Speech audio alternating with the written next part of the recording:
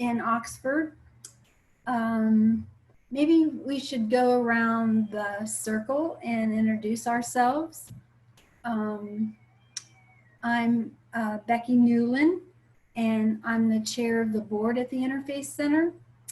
And I've lived in Oxford for about 4 years. And I've been involved in the Interfaith Center for 3 of those 4 years. That's who I am. Chris, would you like to introduce yourself? Chris, you have to unmute yourself. I have a spiritual name of Santana Jaya. Christopher Lustig is my birth name. And I've been involved with an interfaith community for a very long time, many years, 25, 30 years, that was founded by Majaya Sati Bhagavati. And it has a Hindu flavor, but it embraces everything. And where did you say you're calling from? I'm calling from Vero Beach, Florida right now. Oh, okay. Thank you, Chris. Danny, unmute yourself. Danny, yeah. Yes, I'm a member of the Oxford Presbyterian Church and co-chair of the Mission and Outreach Committee at the Oxford Presbyterian Church. And we have also recently become a Presbyterian Matthew 25 congregation, which, and we're going to be working on eradicating systemic poverty. And we'll be working with the various mission agencies local here and also other faith groups in Oxford. Ann Bailey is heading that part of it up, and we'll be contacting people. He's already contacted quite a few people. And Andy Rice has put a Facebook page up, Common Grounds, which has a lot of good material on it. And it's also cross-linked with the Oxford Healthy Community. I probably talked too long, sorry. Oh, that's okay. Thank you. And Ron Lorraine?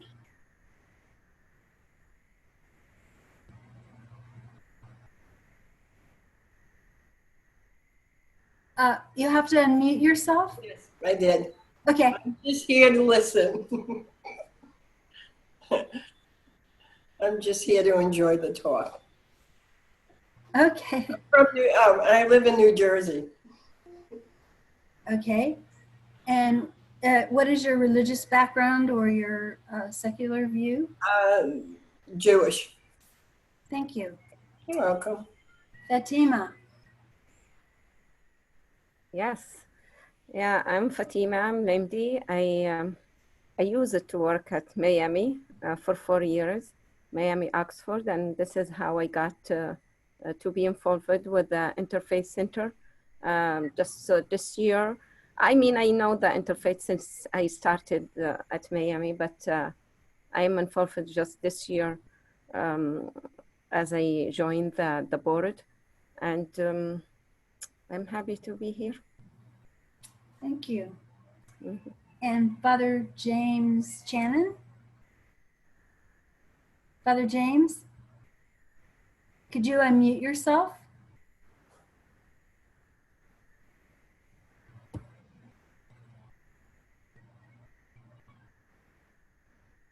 Father James, do you hear me? Please unmute yourself. Guess he doesn't want to unmute himself. Okay. Amkar? From Amkar. Sorry, the speaker is not connected. Aw. Oh, so we don't know where he's from. Aw. Okay. All right. I guess in my introduction, I didn't really read to you our mission at the Interfaith Center, so I'll do that now.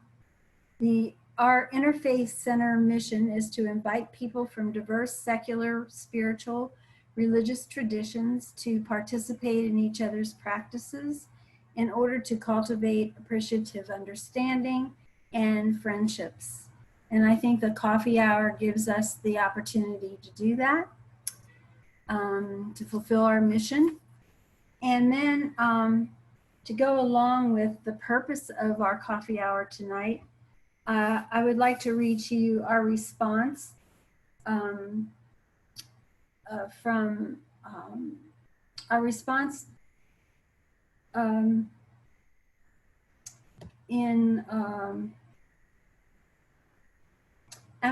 the aftermath of George Floyd's murder.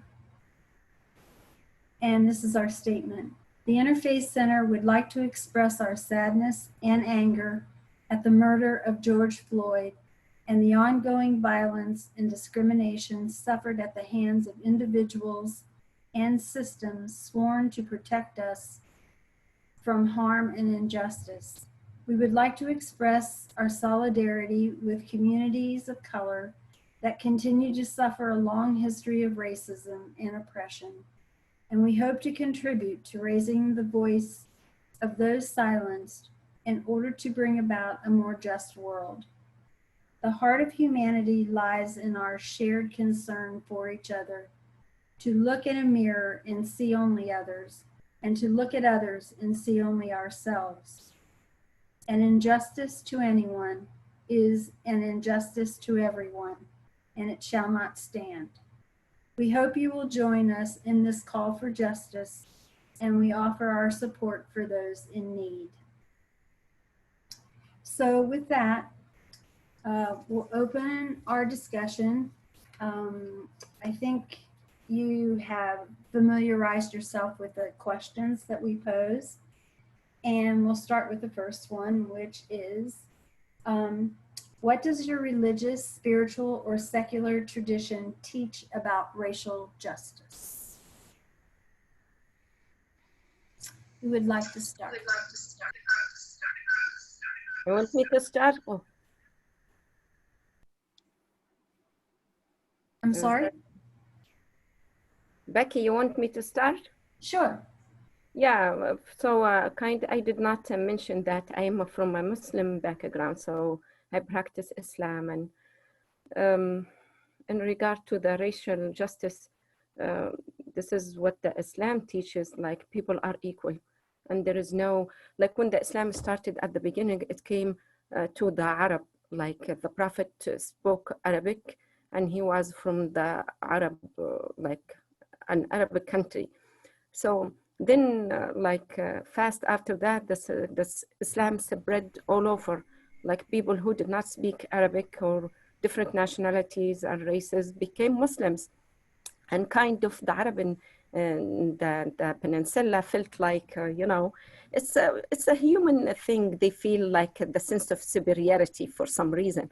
So, but it was very clear from the message of God and from the Prophet that there is no person is above another person except with the good deeds. Whoever does good deeds, this is the only measurement or only thing that makes people like feel a sense of superiority.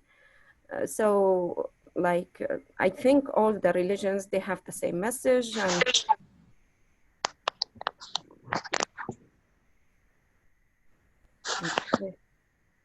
And do you hear me? Mm-hmm. Okay.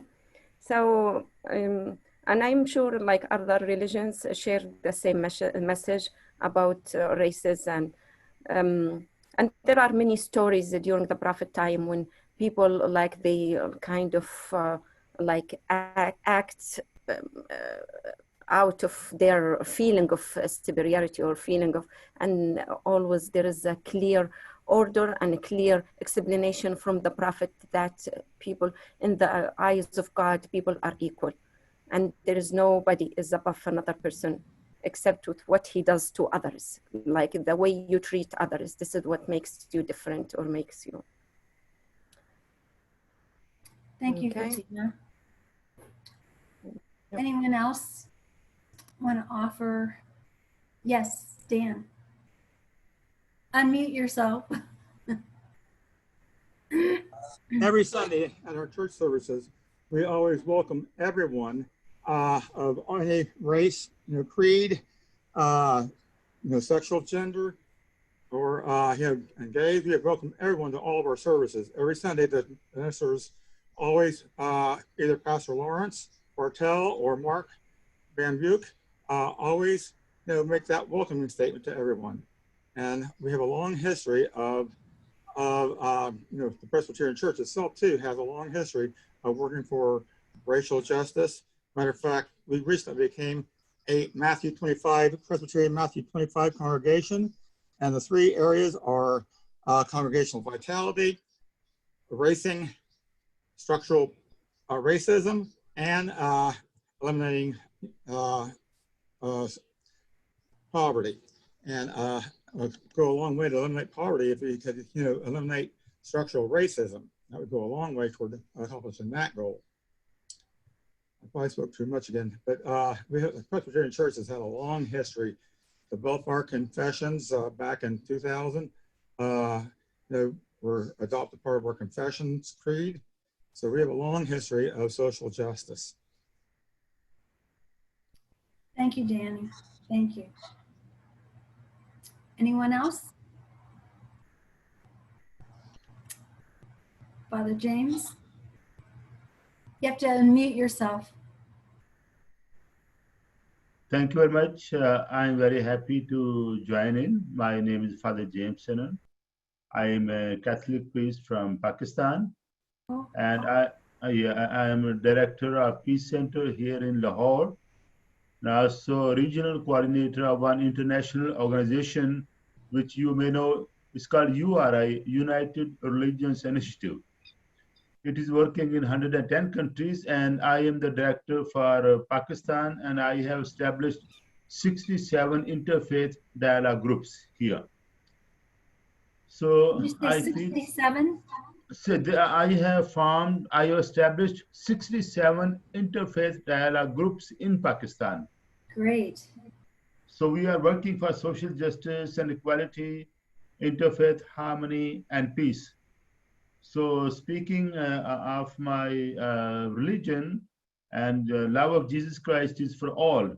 He said, love your God with all your heart and mind and soul, and love your neighbor as yourself. So that is a very powerful commandment of God coming through. This is what the Jesus Christ taught us, that love everybody whosoever is around me, whether that person is white or black or blonde or rich or poor, worker or boss, whosoever is. So that sums up the teaching to love God and to love my neighbor, whosoever is my neighbor, and justice for all, and equality for all, and acceptance of all. So where there is no social justice, it's against the teaching of the church. Where there is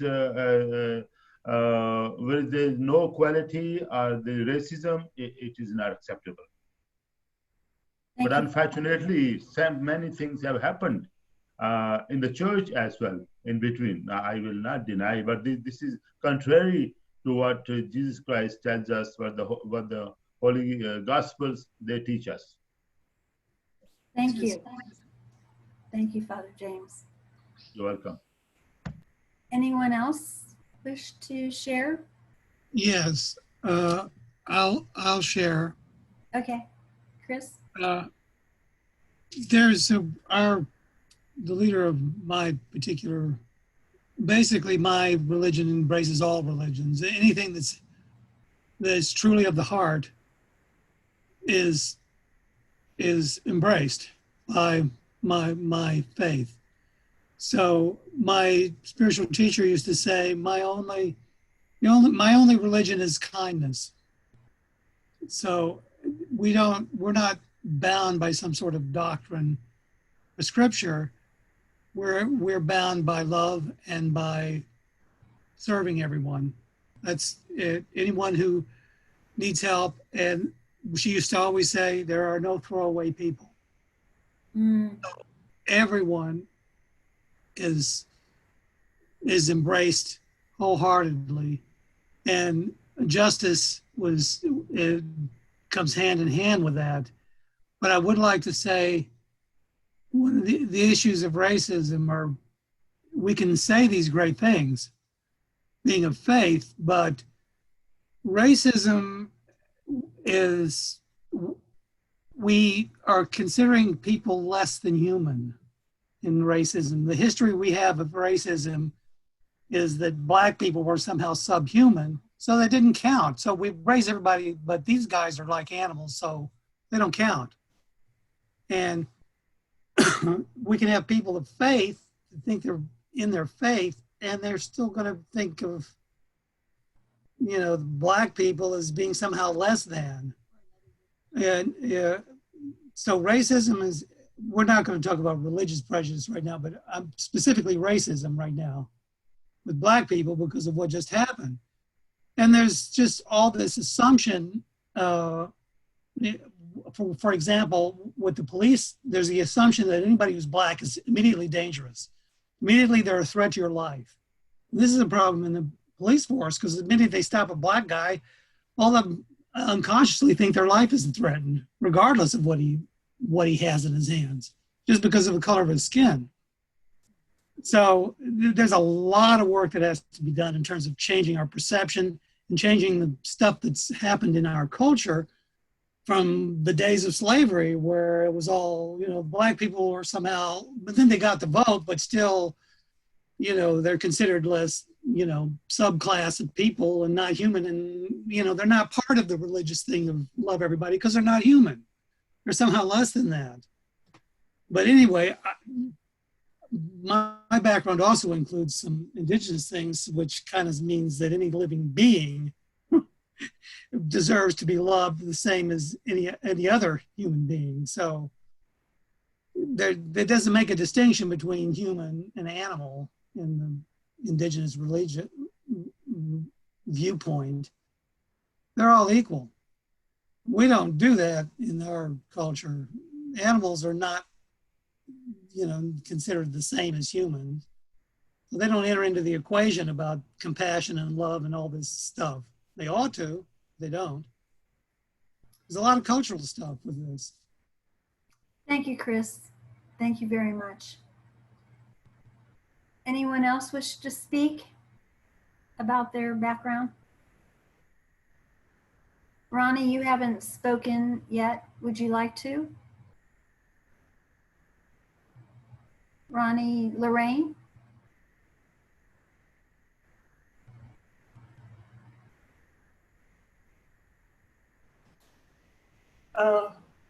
I think there should be a different way of teaching police officers. They have to learn how to tolerate, how to treat people equally.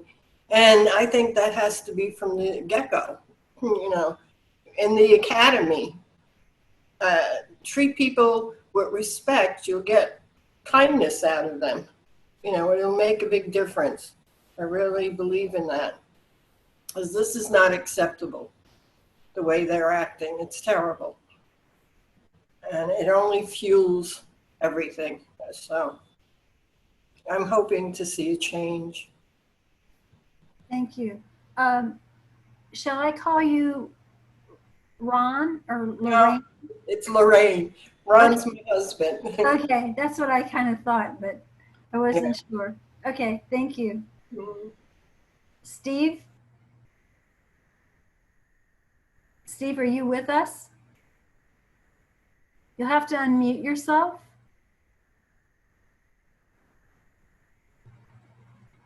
Oh, did he say he was having problems with sound? Was that the person?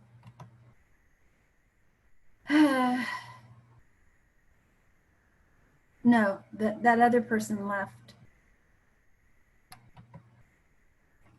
Okay, so Geneva, did you want to speak to your background, your tradition?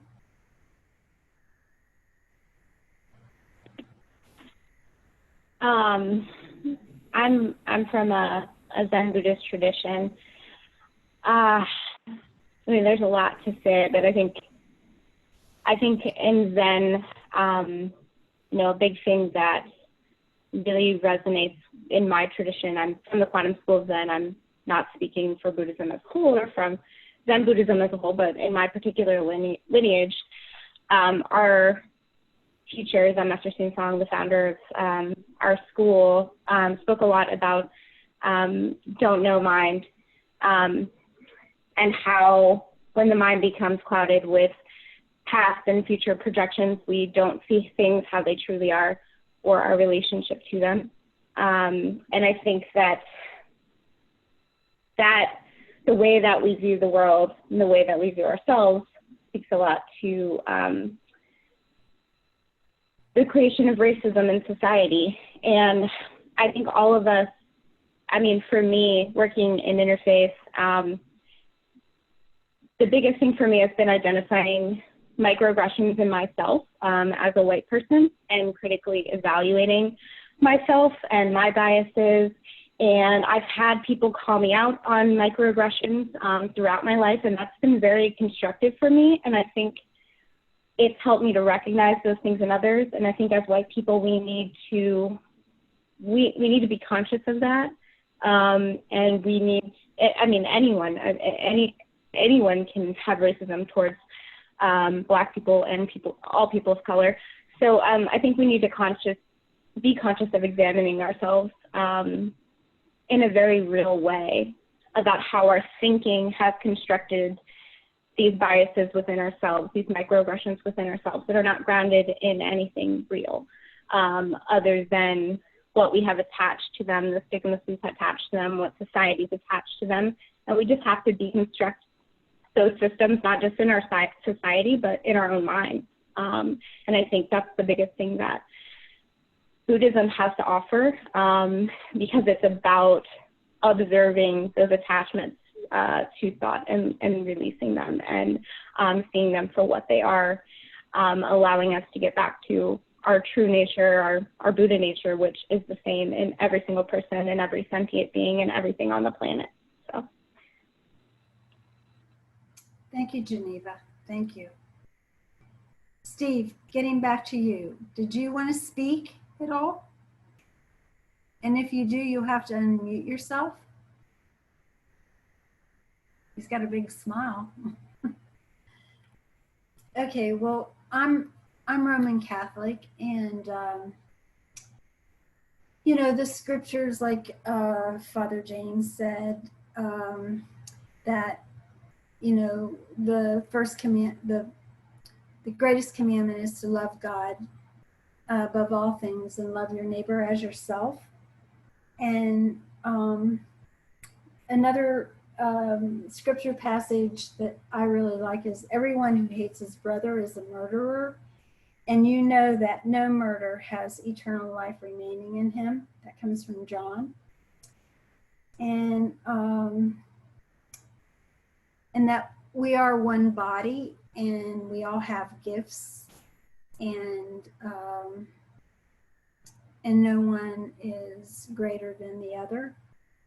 And I like the passage from Micah. You have been told, O mortal, what is good and what the Lord requires of you, only to do justice and to love goodness and to walk humbly with your God. And I think that that's kind of like my mantra. And yeah. So, and also the Catholic Church writes a lot about racism since 1958, again in 1968, again in 1971, again in 1989, again just recently in 2018, wrote a document on racism, and it's called Open Wide Your Hearts. And it is a beautiful document, but as I think somebody said, we can write things down and say things that we believe on paper, but if it doesn't reach the heart, it's just dust in the wind. So all of us have in common that everyone should be accepted and embraced. And so I was wondering, I think we'll go to the next question if we've exhausted that one. Does anybody have anything to add to that? Yes, Dana. I have one thing. I found out yesterday that the movie Just Mercy is available free to view on Amazon Prime, on Google Play, YouTube TV. So it's an excellent chance to see this wonderful movie about racial injustice.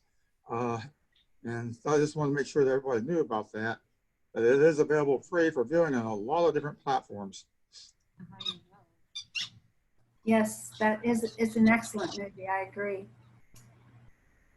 Okay, so how is your faith community responding to the needs of people of color who are disproportionately affected by COVID-19?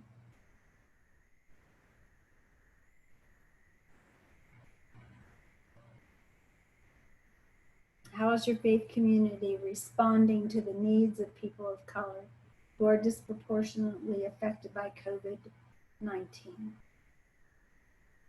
Yeah, I can start. Okay. Yeah. Through our the mosque, the Islamic Center, there's a program. It's called Mercy or Rahma. They always have like a big pantry, or like when they collect donation, like canned food and other things. And it was like a big food drive during this pandemic to distribute in the downtown where people are in need.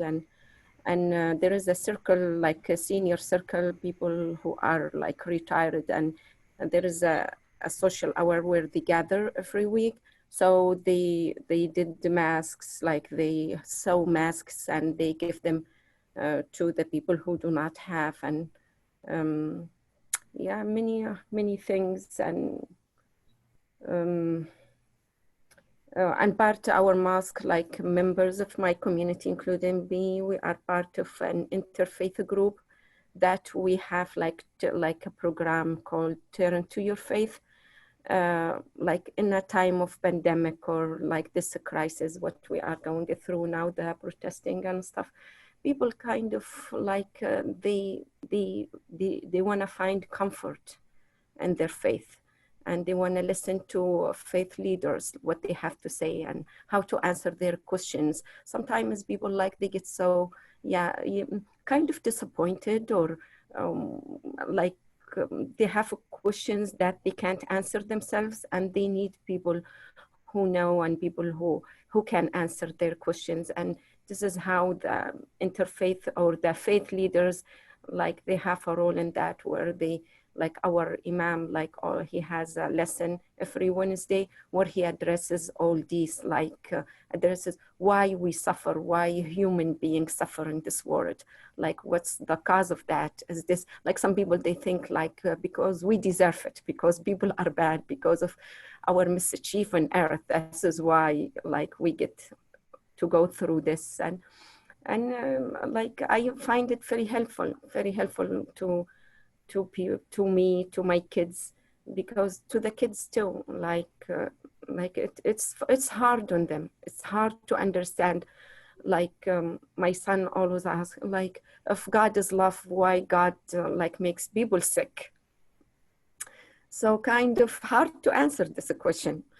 So I think this is where the faith comes to play, where this is where the faith leaders, like they have to be very like focal about like this, the relationship between how like we strengthen our relationship with God, and we build our trust and him, and see opportunity in the middle of the tragedy, you know. And this is how we can answer these tough, hard questions. And we go through this struggle and this crisis. Thank you, Fatima. Yes, Father James. Thank you very much. And I want to say that the topic is very relevant to the present situation that we are going through, racial justice and COVID-19. When I am thinking of COVID-19, I see it makes no discrimination. COVID-19 has affected the whole world. And whether one is a rich or poor, black or white, or Muslim or Christian or Hindu or Jew, and as we see, the number is very alarming. As I was just seeing yesterday, more than 6.5 million people have been affected by this COVID virus, and 380,000 people have lost their lives. And in my country, Pakistan, we have 89,000 cases, and 1,750 people have died. And they are of different colors and different religions. And this pandemic is for everybody. And that is really very alarming, and all of us are very worried. And I don't have to go into details, but it has really shaken up the whole world. No flights, no buses, no trains, no colleges, no universities, no parks, no cinemas, no restaurants, and so on and so forth. And in my life, I had never thought of that we will be confronted with such kind of a situation as resulting from COVID-19 pandemic. So it is really very, very alarming, very dangerous. And here we need to have a collective thinking and how to meet this pandemic, and also help those people who are in need, who are really suffering. I can give the example of my own country, Pakistan, that when on the 14th of March, a strict lockdown started, and people were confined to their homes, and they were not allowed to go anywhere. And also all the things which I mentioned, they are all closed. But it has affected terribly, particularly poor people are those who are on daily wages, and literally after 2 weeks, some people were starving, and that caused a great concern. Of course, our government tried its best, and they started a scheme of offering 12,000 rupees, that like $73 to each family, and then they started helping, excuse me, and registering all those poor and needy family, I can say like below poverty level. But there was a lot of bureaucracy, a lot of technicalities to get that $73 for the family. And along with that, say that religious organizations, they have come forward, and also those civil society, how to offer food and basic needs to the people who are in grave need. And here I have experienced that focusing on the role of religious groups, several religious organizations, they have come up with the relief packages. Relief packages containing like sugar and tea bags and rice and flour and biscuits and toothpaste and washing powder, etc. And I would like to name some organizations which are run by ulama, religious leaders, Muslim religious leaders in Pakistan. One is a Grand Imam of the Badshah Mosque in Lahore. This Badshah Mosque, a royal mosque, is so huge that 100,000 people can pray at a time. So it is one of the largest mosques in the world, probably the sixth one. And the Grand Imam is my friend. His name is Azad, Maulana Abdul Khabir Azad. And he had done a lot of work of helping the poor and needy, both Muslims and Christians and Hindus. And there are also other ulama, religious leaders such as Maulana Zubair Abad, there is Alama Asim Makhdoom, there is Mr. Suhail Ahmed Raza, and Ashok Hussain. They prepared packages and they distributed among different families to Muslims and Christians as well. And I also want to relate my own my work, that I said that I am a director of Peace Center and also a regional coordinator of international organization called URI. And we have had about 800 families, providing them food and also washing powder and rice and all those things for about 800 families, both Muslim families and Christian families. So it is our humanitarian work. Being a Christian, being a priest, I see when Jesus Christ said, when I was hungry, you gave me to eat. When I was thirsty, you gave me to drink. When I was naked, you clothed me. When I was in the prison, you came to visit me. When I was sick, you came to see me. So this is what I believe, that when I helping the people who are around me, and I'm helping Jesus Christ. No matter one is a Hindu or a Muslim or Christian, this is what my religion teaches me. But at the same time, I would like to share with you that here also we have experienced some racial discrimination. Discrimination in the name of religion. I know examples of two Muslim organizations that they have been offering food on the condition that if you will become a Muslim. So that kind of attitude was totally unacceptable. That why you have to ask if, like, in the line there are 50 people and there are 3 Christians, and you are offering to Christians first to become a Muslim, then we will offer you a relief package. So there are also some videos of this which have become viral, but at the same time, the names of Muslims ulama I give, they all condemned it. He said this kind of attitude is totally un-Islamic. You cannot ask people to be converted to a certain religion and then we will give you some relief goods, we'll give you some packages. But we have experienced in Pakistan, which is totally wrong. And then I want to say that in such unfortunately in such circumstances of COVID-19, we have faced discrimination, and we have faced even forced conversions, which are not acceptable. But also coming slightly to the situation of America, that is really very alarming. That is really very disturbing. And America, I take it as a model country, as a country where democracy is respected.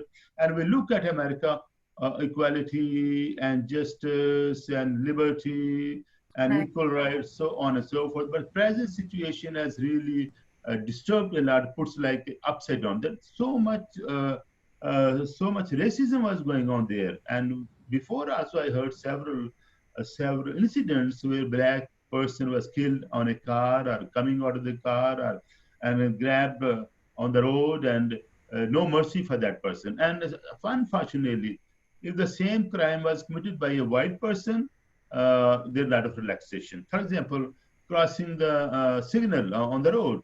If a white person violates, goes on the other side on the car, no problem. He might be fined maybe $30 US. But if a black person violates the traffic light, his life is in danger. And we see that several people have been killed. And the most recent one, how brutal police has been against a black person, George Floyd, and how he was killed. And what I see, what is going on in America, it is kind of expression of the frustration that people are going through. And so many cities, there are protests, and there is a voice that Black life matters, and I want to breathe. Thank you very much. Thank you, Father. Thank you very much. Seems like you're really busy giving to the community food and what they need. Lorraine?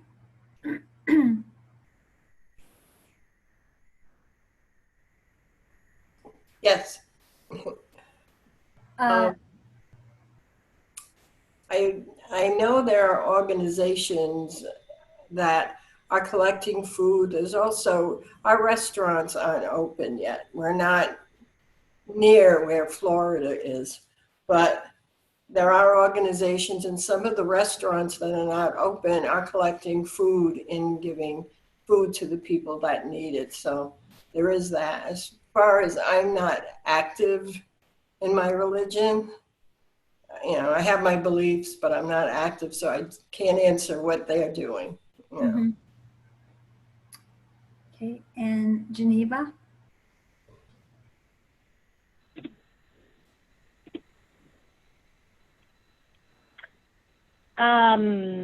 As far as what the Quantum Slovene is doing, I can't say they're doing anything, honestly, in terms of direct aid and support to the community. I think that the quantum school, like a lot of traditions, have just been trying to figure out how to move to virtual platforms and to, you know, maintain social distancing and to abide by CDC regulations, but they're not really contemplative movements. Oftentimes there's a disconnect between contemplation and action, and that's something that I think there should be more of, you know, and that I try to do in my own life. But as far as like a faith community as a whole, I can't speak to my knowledge of anything specific that they would be doing right now to cater to those communities. Unfortunately, I hope that changes over time. Thank you. Well, I would say that Oxford isn't a very diverse community without the students. We have Miami University is here. And without them, it's not very diverse, but I know that we have a food pantry and a family resource center that reaches out to people with food and with resources, like to pay gas bills and rent when necessary. So I know that our church is connected to those organizations, and so I don't think it's our actions aren't directly geared to the Black community, but to the poor community in Oxford. Yeah. Do you agree? Oh, Dan? Yes, the Oxford Presbyterian Church is also heavily involved with the Family Resource Center, supporting them financially. The TOPS, the Talwanda Oxford Pantry Social Services, we are very active with them, providing that they can shop monthly for them, and we support them with money as well. And the free clinic in Oxford, we support them heavily, and the backpack program, which is in St. Mary's Church, we support them. And matter of fact, those four organizations got a $5,000 grant from the Call to Life. Each of those organizations got a $5,000 grant from the Presbyterian Church USA, and located headquartered in Louisville, Kentucky. And we are very actively involved. We had a food packing event last year. I don't think we'll be able to have it this year because of the pandemic. The last 2 years we've had food packing. Right. Where we packed food, and this last year we had to keep part of it for local needs. Part of it went to the Miami University Food Pantry, which we also support. And part of it went to the Open Hands Pantry, and part of it went to TOPS. And then the Eaton Presbyterian Church picked up some of the packets to go to the Preble County Food Pantry. And we also have missionaries in Pakistan, or not Pakistan, but in Colombia, Russia,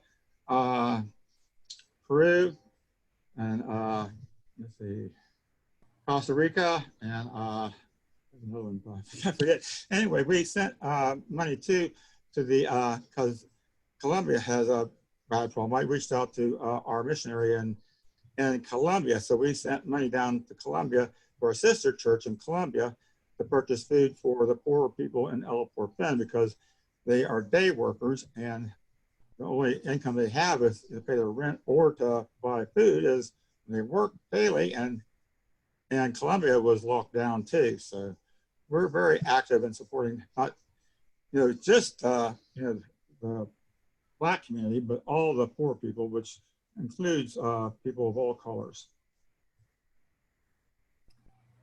Okay, thank you, Dan. Oh, yes, Father James. Thank you very much. With regard to meeting the needs of the people, and we have a program of distributing ration among the people who are affected by COVID-19. I want to say the big organization which is called Caritas International and Caritas Pakistan, and there are 7 Catholic dioceses in every diocese that they have a plan project to help the poor and needy families, Christians and Muslims. And on myself, as I am a Dominican priest, and our province is like our entity. We have helped about altogether about 2,000 families throughout the country, in Lahore and Faisalabad and Multan and Karachi.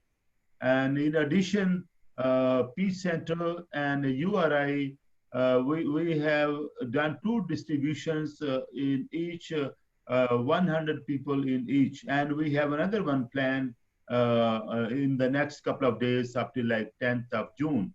We'll be again organizing food packages for about 100 families, Hindu families and Sikh families and Christians and Muslims. So this way, our humanitarian work is going on, and I'm very grateful to my friends and to my benefactors who made it possible for me to organize these relief goods for the people in need. I will be sharing some photos with you later on, just for information. So it is such a thing, such a work very much needed. Medical care is very much needed. Food is very, very much needed, as well as also counseling the people who are in great shock and trauma because of losing jobs, and as a result of this COVID-19 in Pakistan, domestic violence has increased, and the rate of divorces has increased. So that is very alarming and very disturbing, and violence against women as well. Thank you. Thank you. So how have you or your churches responded to the protests on the streets? Is there any response from your churches or from you individually? Well, we've had some people march in it, but I want to address I didn't get a chance. I kept trying to speak for the second question. We, our religious organization, we have been in the local community feeding the poor people, hungry people in a town called Gifford. Even during the COVID, we still would bring food there, and basically in little bags, and hand out food. So, and my teacher basically, she basically embraces anyone who's been, particularly anyone who has been downtrodden or excluded or discriminated against. She was a big advocate for LGBTQ rights, gay rights, and anybody who's gotten persecuted by whatever, by religion or by anything, she would embrace them. I think a little bit like Christ. That was really Christ's message, was, the least, embrace the poorest and the least among us. These are the ones you need to spend the most attention on. And so she did that. So That's, I think that's important. The people that are being discriminated against are the ones that you need to be particularly cognizant of and particularly embrace. So that's, and we're trying, it's with the COVID, it's a little hard, but we keep trying to fulfill that mission here with our organization. Thanks, Chris. And I'm sorry that I didn't include you in that second question. But thank you. Yeah. Okay, so how have you responded to those who are on the street? Now I know, Father James, you haven't responded because you're not really a part of this, but are there any movements in the churches to respond to the protesters to help them out in any way? Yes, thanks once again, Rebecca. I want to say, I mean, your question about the situation in America, present situation.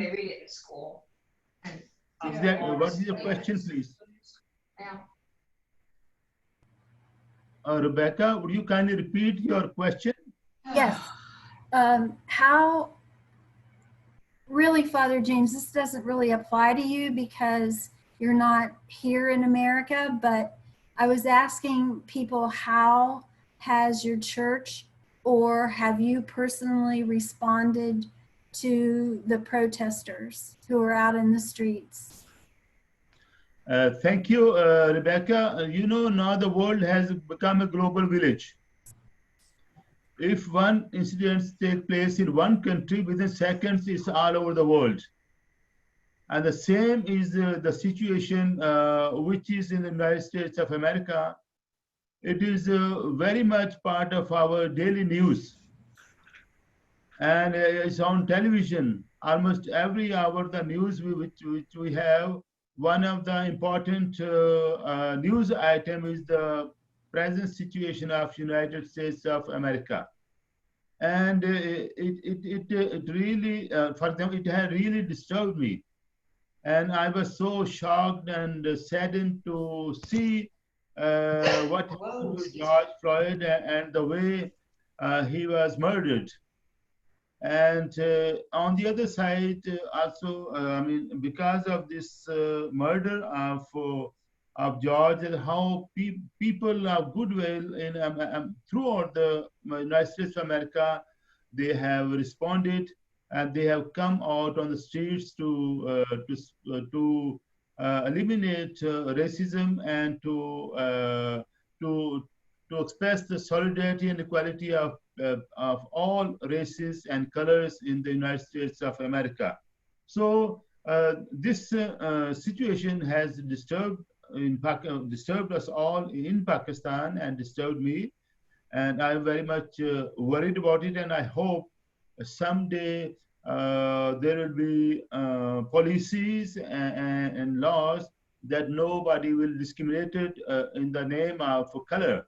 And rather you can share with me more because you are from America, or what's going on there and why this situation has become so bad and so crucial, so alarming that at times President Trump said, I will be sending national security guards there, or I'll be deploying our military there. So that is very, very, very alarming. And at the same time, I mean, two kind of feelings are there. On the one side, sad because of the ongoing discrimination and brutality. On the other side, good to see the people are so much united.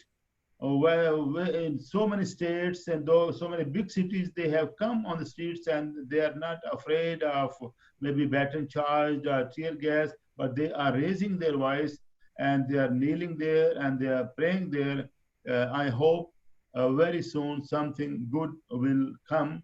And as we look at America as model country, it will be in a true sense, it will be a good example for the rest of the world and for us in Pakistan. But we are very much attentive to this situation, tuned to this situation, and worried and praying also at the same time. Well, thank you very much, Father, because your insight coming from a different country really enlightens us. And sorry to disappoint, because this has been going on forever. Our country is built on racism. I was reading this, you know, during the lockdown, I read Bury My Heart at Wounded Knee. And, you know, the indigenous people were murdered, slaughtered, pushed aside, and they live on these pitiful reservations today. But And- Rebecca, my question is why it is still going on? It was going on for centuries. I know Yeah. Martin Luther King and his movement in the 60s, how he made such a revolutionary change. Right. Well, we made a 64 little. or so, but why still there is so much racism, so much hatred, so much brutality, and particularly, I mean, if I'm allowed, like by the police, why? They beat up, they kill the black person, and they don't say anything. Sorry to say, like white people. Huh? Why is white supremacy there? Dan, would you like to address that question? Yes, there's structural racism built into our society, and that, you know, there's white privilege, and the white, you know, many of the white people don't want to give up their privilege to accommodate the black people. I don't know if it's a lot of people hate it. A lot of people, white people, don't even realize, you know, that we're all racist, even though we try not to be, and don't ever realize that. A lot of people don't even realize that there is white privilege in our country. And I personally have not been able to do a lot to help the protesters on the streets. I did put the note or visual on the Common Grounds Facebook page about the march on Monday, and speeches by the mayor and police chief Monday afternoon. And I put that on Facebook, and members of our church, Andy Rice and Carla Blackmore Rice, led a protest Thursday. And I heard today from a letter from Crawford that there was one of the professors on campus made racial slurs against the people in that protest march. And so they're trying to, I guess, we're taking action against them. But our church has a long history of trying to eradicate. That's one of the 3 pillars of our Presbyterian Matthew 25 congregation is, you know, congregational vitality, eliminating structural racism, and eliminating systemic poverty. So, and for eliminating structural racism, we go a long way toward eliminating the structural poverty. Thank you, Dan. Thank you. Anyone else? Can I say something? Sure, Fatima. Yeah, just in a more optimistic note, like we came a long way. I mean, I've been here in America for 25 years. So I see like the shift in people are like, a lot of people, a lot of places and cities and states are more accepting, but still we see this cultural lag where some places still, they don't keep up with the changes. The other thing, a history of racism, like 400 or 500 years of racism, it won't end in a few decades, it won't end in 40 or 50 or 60. It takes time, you know, it takes time until like the whole thing. And I have something to say about what Dr. James said about when he was saying like when in Pakistan, the people in Covid, I want to just comment what those guys were doing, the Muslims. If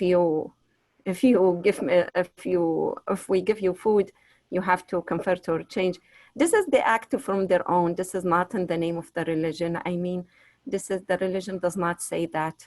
I mean, in Islam, it's very clear that if, like, to you, your religion, and to me, mine, and there is no way, like, you can force people to become like Muslims or change or convert to Islam. It's just the acting. This is an individual act, I am sure, from their own. It's on every place and where people are like, they have their own way how to explain and practice religion. Yeah, Fatma, it's true that or rather, no religion teaches that, whether it's Islam or Christianity. Yeah. All religion teach, do unto others what you want them to do unto you. That's a golden rule. Yeah. But the problem Yep. is, in many circumstances, if I'm allowed to say, religion is, in some incidents, religion is not properly used, the teachings which are given there. I mean, like in Pakistan, we are Muslims, we are Christian, we're Hindu, and also in America. But why there is a discrimination in the name of religion or racism? This is not what our religions tell us. This is the teachings of Islam, not the teaching of Christianity. Yep. Why this white supremacy? Why Yep. there is discrimination between rich and poor? So, Fatma, I want to say that unfortunately, these are real problems that we are confronting in Pakistan. Oh. You should, nobody, no Christian should say, okay, you become Christian first, then I will give you medical help. No Muslim should say, first you recite the kalima, then I will give you package. But Fazul Islam, there is one a religious organization very much propagating Islam, and in one place they have done this, that if you want to receive package, first to convert to Islam. And the example of one person, very poor Christian, he said, okay, I am hungry, I embrace Islam. Then they made a video, they put on Facebook, and if you wish, I can also share with you. But I agree, these are not teachings of the religion, but at times people misuse religion on their own for their personal personal gains are to which is not right. That is why many ulama, they came this attitude of this Fazl Islam is un-Islamic. You should not convert people when they are in misery, they are suffering like that. Yeah, but as a matter of fact, there is an organization, non-profit organization here in America. They call it Islamic Relief USA. Usually this organization is in a very close relation with different mosques around the country and collects donation to help Muslims who are in dire need around the world. But because of the COVID-19, they just committed $1.9 million to help the people who are affected by COVID-19 here in the country. So and this is not only me who objected this attitude. Many Muslims have also criticized. Even the newspaper, they have written editorial that you should not do such thing. Yep. Okay. I just wanted to say that we're I think 8 minutes over time. I'm really sorry, but we did start 5 minutes late, so we've only gone 3 minutes over time. One more thing, comment about what Brother James said too. It was very nice that his note about the globalization, or we became a global village. This is very true. Like people, they are discussing, how this uprising or this protest is different than the one in the 1990 and different. Because back then we did not have the social media. People weren't so connected. But now, look how whatever happens in a country, not just here in America, it goes around the world. And it's not surprising. We see people are supporting America, from around the world. We see people protesting in different countries. They said in more than 18 countries, people are out in the street holding George Floyd picture and writing in their mask, "I can't breathe," the slogan, and calling for ending the racism. And this is very nice. I think being human and feeling toward each other and advocating for each other now being more. This is another thing.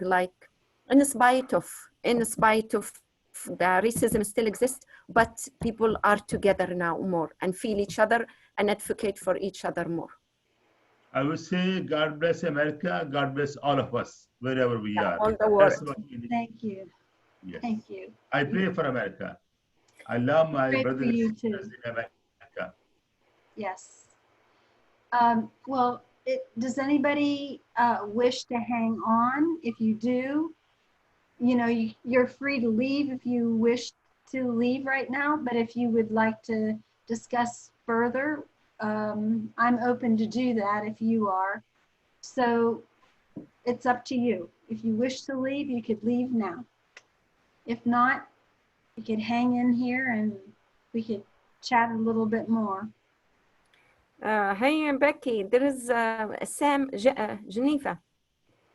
The guy Sam just joined. He said the discussion he thought was about the COVID-19, but I think we touched them both. Yeah, well, We did, but go ahead, Janine. we did, but they weren't here for that portion of the call. So Yeah. Well, Maybe not only that, but we kind of did change the focus because when we planned for the coffee hour, that was like a month ago, but within that time, I mean, so many things happened here that we just thought we should begin to discuss what's happening out on the streets. And Geneva, do you want to tell them a little bit about the collection that we've been up to for the people in Cincinnati who are protesting? sure, yeah. So the Interfaith Center has been responding to some of the needs of protesters who are falling victim to some police brutality and tear gassing and pepper spray during the peaceful protests in Cincinnati. And like Becky mentioned earlier, Oxford is a smaller community.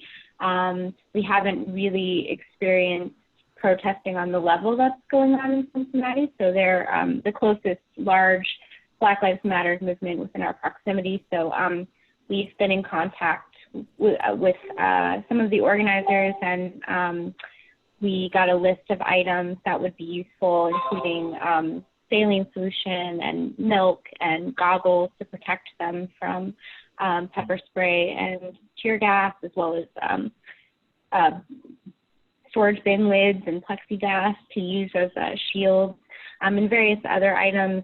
So we've been collecting those. We've also been spreading information about other needs across the community, including money for bail funds. That's a very big one.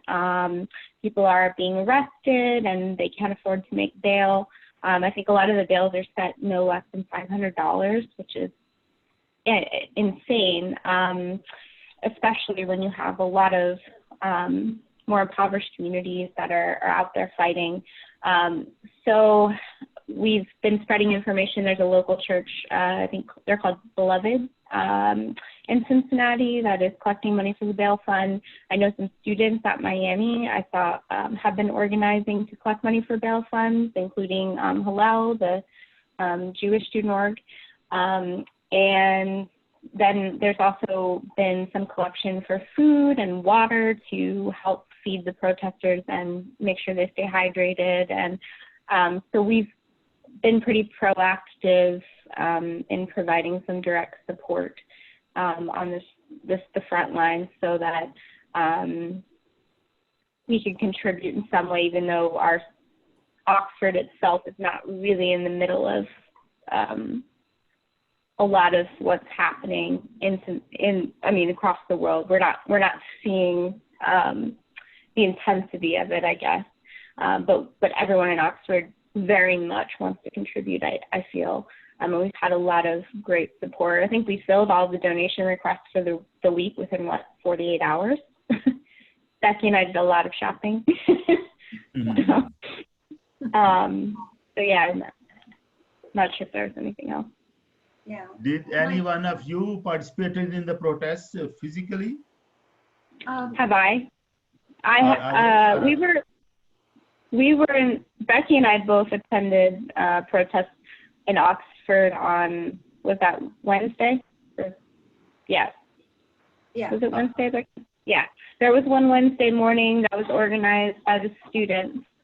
I'm attending one tomorrow in Middletown, which is just, it's within another town within our county. in Butler County, Ohio. And that one's being organized by a pagan group. So we're seeing some faith communities start organizing and trying to enact awareness and change in their communities. So I'll be attending that one, and then I'm planning to attend the one in Cincinnati on Sunday, which is where all of our donations were being collected for, because they're expecting, I think, probably in the thousands in terms of turnout for that protest. That's going to be one of the bigger ones this week. And then there's also a vigil in Oxford on Monday. So there's a lot going on that I know I personally will be visible at, and I know Becky will be at the vigil. One more question, sorry to ask. One more Sure. question. In your opinion, when will this situation end? The one which is unrest, which is going on. Do you foresee when it will be concluded? My personal opinion is I don't know when it will end. The history of America shows that it does not end. Racism in America is an ongoing systemic problem that's embedded into just our societal fabric, and the way policy has been written has enforced that. But I think this could end in one of two ways. Either we could have the demands will be met, and we will have a wonderful, incredible change in this country that will revitalize it and truly make America great again. Or we will see a pushback of this sort of authoritarian leadership, which we are already seeing a little bit of in the militarization of some of the states. There's been deployment of National Guard, there's been threat of deployment of the U.S. military on U.S. soil, which is unheard of. So I think, I don't know which side the pendulum will swing. I hope it swings towards the side of justice. I mean, but I don't know. I don't know if the arc always bends that way, right? So far, that hasn't been America's history, unfortunately. Thanks for your sharing. Thank you very much. I think, Danny, did you have something to add to that? I haven't personally been involved in the demonstrations because I am older and have some co-conditions, and I'm kind of concerned about the COVID-19 pandemic. Matter of fact, that's one of the fears of a lot of people, that these mass protests, may end up increasing the pandemic numbers in our country. I am, supporting it in ways that I can, but not being physically there.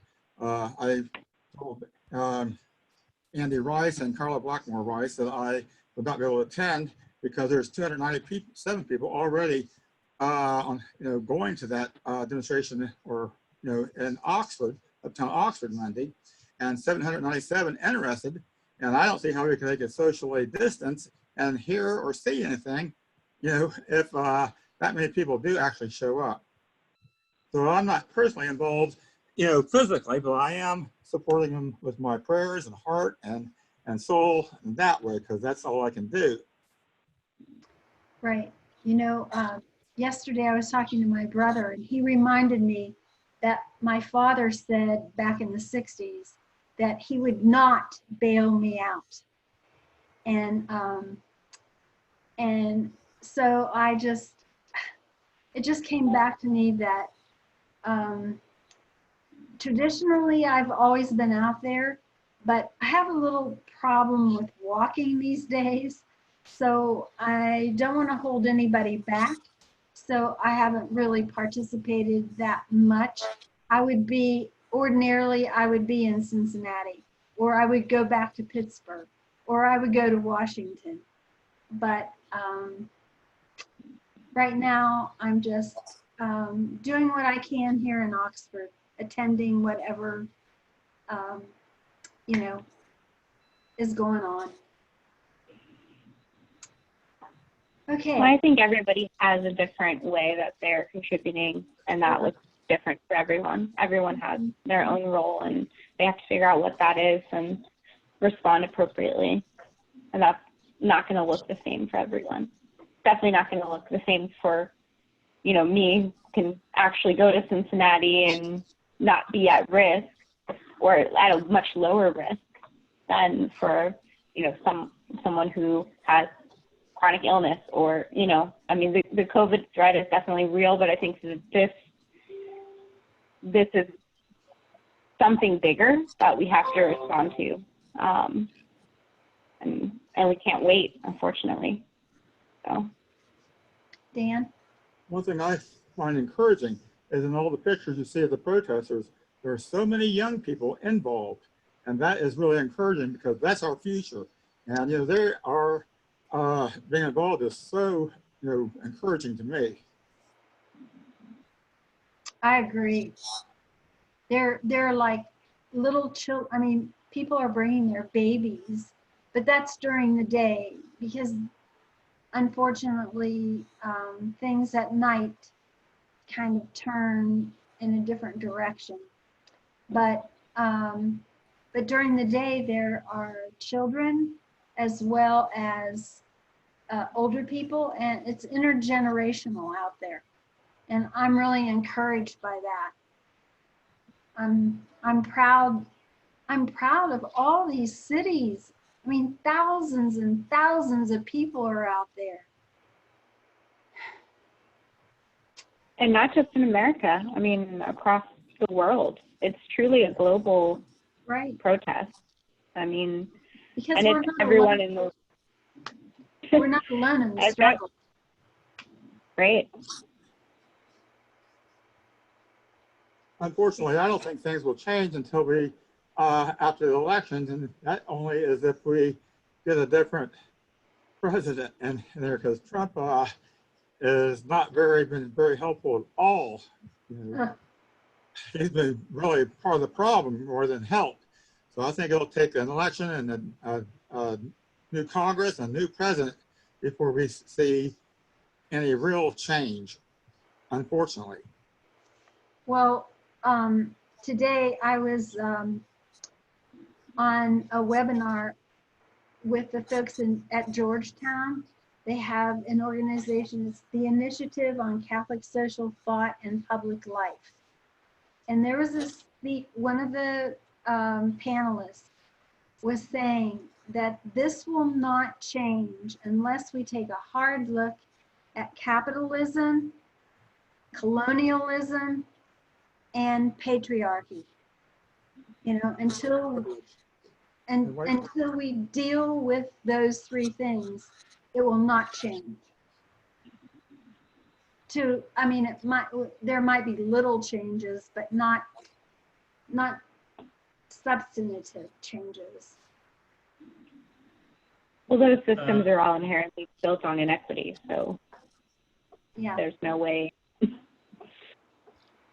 I want to ask that what has been the response of the religious groups, like interfaith groups in America? I heard some like a bishop of the George, St. John's Church near the White House, where President Trump went and showed the Bible. The bishop was not happy. What about other people? I mean, are different religious organizations joining hand in hand, or writing a statement together for the betterment of the present situation and so on? Yeah, the Catholic Church has has written statements from, you know, the bishops. Yeah. Okay. And the Pope also has supported this effort to get rid of racism. So, yeah, I think the churches are responding, but I know the Catholic Church has been responding forever. Mm-hmm. But see, we respond on paper. It's the conversion of heart. Right. Thank you. Well, in Minneapolis, the churches they've created essentially an ecumenical network to respond to the needs of both the protesters and the community members who have suffered due to the looting and vandalism, which we now know has been primarily connected to white supremacist groups, which makes perfect sense, right? Because that promotes their agenda. So I think that we are seeing faith communities come together to create this network of support in a very real and tangible way.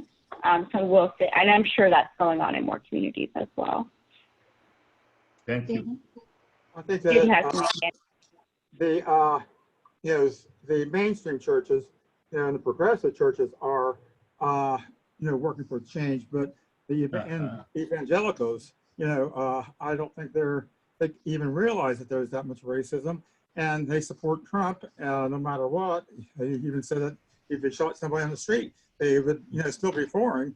So unfortunately, there is a, probably 37 to 40% of the country, which is really sad, that support Trump and his policies and his get tough, want to call it the military. So unfortunately, there are some, evangelical churches that do, have different views, and I don't even see how they can do that through reading the Bible, but they do have different views than the mainstream and progressive churches. Yeah, there. And just for my information, what's the proportionate of Black Americans?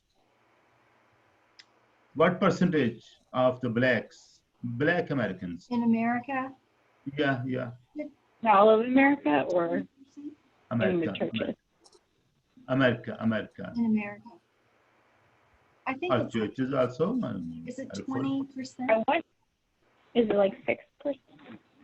No, I'll Google it. wait a minute. Uh-huh. And among the churches, which is the largest church, Catholic Church or the Evangelists? The Catholic Church, Okay. are you asking what percentage of Blacks are Catholic? No. I'm first question. What percentage of Blacks are in America? Second question is, which is the largest church? What denomination is the largest one in America? Catholics or Protestants or? The Catholics used to be, but I think Protestants. Okay. So I think it's about 12% Well, is what I'm seeing. Well, I see. Is what I'm seeing. And what was your second question? What's the biggest denomination or? Of Christians. I would Protestant Christianity, absolutely. That's what America was founded off of. And the Catholics were not accepted until probably the 1940s. Becky, you'll know more than me. right. There was a lot of discrimination against Catholics for a very long time in the United States. Right. Still, some people think that Catholics are not Christians. Oh yeah. Whoa. I was raised Catholic. Yeah, it's very true. And in some cases, unfortunately, it's true. Well, you can be culturally Catholic, the same way you can be, a secular Jewish person. Yeah. Right. Right. Okay, I think it's almost 8 o'clock, so I think it's time. It was really nice meeting all of you. Dan, I think I've met you before in certain circles. I think I've come to some of the interfaith, one we had on the simulation on poverty. I came to this and, and been active in the community too, so. Well, we hope you keep coming. Yeah. Thank you very much. It's 5 o'clock. It's 5 a.m. in Pakistan now. Oh my gosh. Damn. Wow. Oh my gosh. I started at 3:30 a.m. I was so excited. So are you an early riser or did you not go to sleep? Hmm? Are you an early riser or did you not go to sleep? I rise about 6:30 in the morning. So this was exceptional that I was up at 3:30. Thank you so Wow. much. Well, thank you 3:30 so a.m. much. to join you. I'm very happy to join you, but it's like 5 What is- a.m. now. I would encourage What's the time difference then? How many hours ahead are you? Do you know? offhand? From New York, 9 hours ahead. 9 New York hours. time. Okay. So a From San morning program would Francisco, probably be better, Yes. right? San A Francisco, morning coffee 12 hour. from San Francisco, 12 hours. The Pacific time, 12 hours difference. I New would York, encourage 9 hours. interfaith community to post a common We are ahead of America regarding time. Dan, what'd you say? I would encourage the interfaith group to post on the Common Grounds Facebook page and maybe the Coalition for the Oxford Healthy Community, those Facebook pages, and I'm sure that you generate a lot of interest from that from posting on those Facebook pages. I know you have your own too, but I would encourage you to post on those pages. The Coalition for What were the pages again? Common Grounds. Common Ground. And then the Coalition for a Healthy Oxford Community. Coalition for Oxford. The Coalition for a Healthy Community. Amy Misharenko. Coalition for Health Community. Got it. And I'm sure that Ann will be in touch with you too at some point about the, we're trying to organize the faith communities, the mission partners, local mission partners, and the political leaders in Oxford too to bring about change in Oxford. So she'll be getting a hold of you, so look forward to that. She's heading the eradicating systemic poverty team. I'm on the team, but she's head of that. I'm head of, and she's co-chair with me on mission and outreach. And this Oxford, in which state is this Oxford? One Oxford is in England, but the Oxford, this one you are talking, is it, in which state is this? You said where is Oxford? Yes, in America, yeah. It's in Ohio. Oh, what is it? Is it a college or a university or what? Miami University is the university in Oxford. So yeah, it's a college town. And we have an interfaith center at campus. Oh, I see. In Cincinnati. It's near Cincinnati, and it's near Dayton, Ohio. Okay, It's okay. kind of in between those two cities. What's the name of the university once again, please? Miami University. Miami University. Okay, okay. It's Thank you very Miami, much. Miami of Ohio, because there's a Miami University in Florida also. Right. Okay. Very good, very good. I put it in the chat. I don't want to First I say thought- goodbye to you. I don't want to say goodbye, but I think we have to. We hope you'll come back for some of our other programs, hopefully at a more reasonable hour in the day. Oh. We have one next Friday that we just added that is on the top. It's on a similar topic, reaching racial relevance through overcoming racial numbness. So I think that'll be a really interesting discussion. So we hope maybe we'll see you then. And